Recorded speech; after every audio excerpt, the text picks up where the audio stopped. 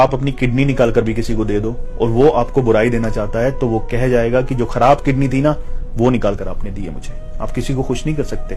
एक जमाना ऐसा था कि जब गांव में किसी का कोई दुश्मन होता था ना, पूरे गांव को पता होता था कि वो उसका दुश्मन है। आज आपकी थाली में आपके साथ बैठकर खा कर चला जाएगा और आपको पता नहीं चलेगा कि वो आपका दुश्मन है, दोस्त है। पुराने दौर में जब कोई गांव छोड़कर दूसरे शहर या दूसरे देश कमाने जाता था तो पूरे गांव की आंखें नम होती थी, पूरा गांव उसको छोड़ने आता था।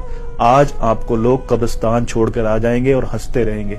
ये जमाना है। लोगों को खुश करना ऐसा है जैसे बहुत सारी मेंढकों को तराजू में तोलना, एक रखो तो दूसरा कूद जाता है। लोगों की परवाह मत करो। हम लोगों को खुश करने के लिए नहीं आए हैं।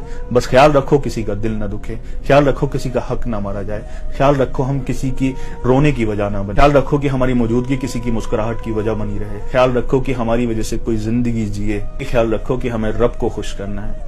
हम लोगों को खुश करने के लिए नहीं आए।